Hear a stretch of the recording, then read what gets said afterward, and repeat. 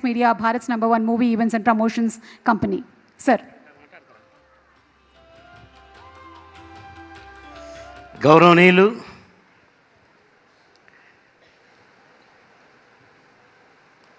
Directors association అందరికీ, president దగ్గర నుండి అందరికీ, మరి ఇందులో ఎట్ట దూరాడో మా బొమ్మాయి నారాయణ దూరాడు, ఆయనకు కూడా అందరికీ కూడా పేరు పేరున నా నమస్కారాలు.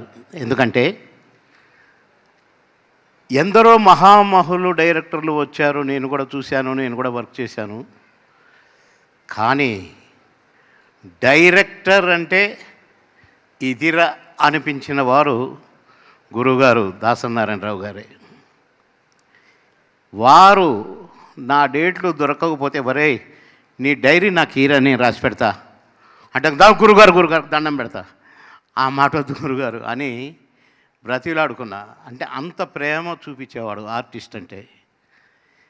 సుబ్బారాయుడు పెళ్ళి అనే షూటింగ్లో నాకు మెడ్రాస్ అయ్యి వచ్చి 2 కళ్ళు పెద్ద ఇంత లావుగా వాసిపోయి నాకు చూడటం రావట్లేదు. క్లైమాక్స్లో కళ్ళు తెరవటం రావట్లేదు. ఎర్రటెండ తిరుపతిలో మన రాజేంద్ర ప్రసాద్ గారు మేము ఒక సీన్లో యాక్ట్ చేయాలి. ఆ క్లైమాక్స్లో ఒక చిన్న సన్నివేశంలో నాకు కళ్ళు తెరవటం రావట్లేదు, నీళ్లు కారిపోతున్నాయి, ఎర్రగా అయిపోయాయి. నన్ను చూసి బాబు నేను చేయలేనురా, నీ కళ్ళు నేను చూడలేను, నేను ప్యాకప్ చెప్పేస్తున్నా, ఎప్పుడన్నా చేసుకుందాంలే తర్వాత 2-3 నెలల తర్వాత అన్నారు. గురుగారు దండం పెడతా, కాళ్ళు ముక్త గురుగారు, నాకు 3 నెలల దాకా ఖాళీ లేదు గురుగారు, చేస్తా గురుగారు, నా కళ్ళు పోయినా పర్వాలేదు గురుగారు అంటే ఎంతో బాధపడ్డారు. అలా నన్ను ప్రేమించిన దాసరి గారి సినిమాల్లో చాలా సినిమాల్లో నటించాను. నా భాగ్యం అది. నన్ను ఎంత మురుసుకునేవారంటే మాయాబజారు సినిమా తీస్తూ దాసరి గారు, అక్కినేని నాగేశ్వరరావు గారి క్యారెక్టర్ మారింది, ఇంకా కొందరు మారినాయి, చంద్రమోహన్ గారి క్యారెక్టర్, నా క్యారెక్టర్ మాత్రము యాజ్ ఇట్ ఈజ్ రేలంగారు లాగానే నటించాలని పెట్టారు.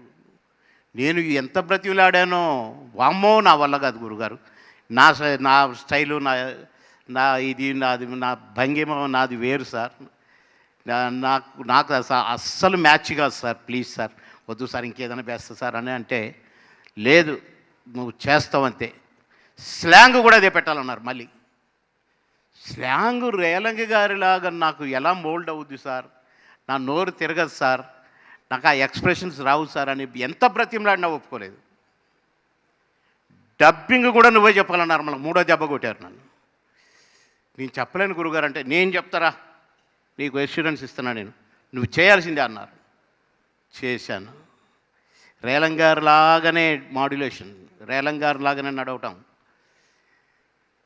సో సుందరి వంటి దివ్య స్వరూపము ఎందెందు వెతికినా లేదు కదా ఆ పాట. రేలంగారు, సావిత్రి గారు నాకు ఆమని గారితో నాకు సంగు పెట్టారు.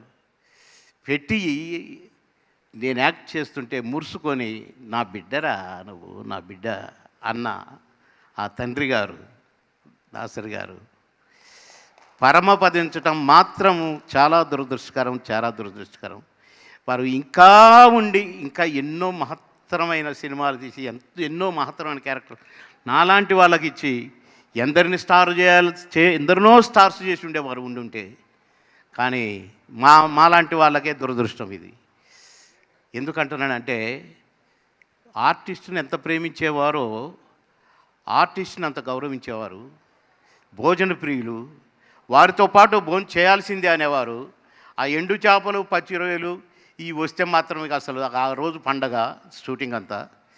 అలా వారితో ఎంతో అన్యోన్యతను పెంచుకొని నా బిడ్డని పిలిపించుకున్నాను. ఆ జన్మధన్యము. వారి గురించి ఎంత చెప్పినా తక్కువే. చాలామంది పెద్దలు మాట్లాడారు. ఏవి చూస్తుంటే దుఃఖం ఆగలేదు అసలు. ఆ నడక, ఆ టీవీ, మళ్ళీ ఈ తరం. అప్పుడు డైరెక్టర్ అంటే ఇది అని అనుకున్నాము, ఇప్పుడు డైరెక్టర్స్ డే అని పెట్టి ఇవాళ ఇంత మంచి ఫంక్షన్, అందరికీ పితృ సమానులైన దాసరి గారి బర్త్డే ఫంక్షన్ని ఈ పండుగను జరుపుకోవటం నిజంగా మీ అందరూ అదృష్టవంతులు, అభినందనీయులు సార్. మీ అందరికీ పేరు పేరున మరొకసారి నా నమస్కారాలు తెలియజేస్తూ, ఇలాగే ఈ డైరెక్టర్స్ డే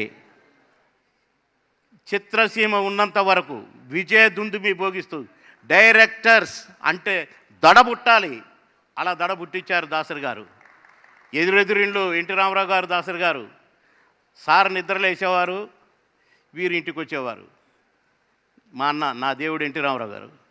అలా డి అంటే డి, అలాంటి డైరెక్టర్స్ అసోసియేషన్ వచ్చింది. ఈ డే తొడగొట్టి నడిపింది. అసలు ఏవి చాలండి, మీరు రేపు ఏం సాధించబోతున్నారో. కనుక ఆల్ ద బెస్ట్ చెప్తూ మీ అందరికీ కూడా ఓపికతో కూర్చున్న అందరికీ కూడా ధన్యవాదాలు చెప్తూ సెలవు తీసుకుంటాను. అందరికీ నా నమస్కారాలు. Thank you sir, thank you so much. Yes, వారు చెప్పింది అక్షరాల నిజం. గురువుగారు దాసరి నారాయణరావు గారు డైరెక్టర్స్కి ఒక స్టార్డమ్ని తీసుకొచ్చి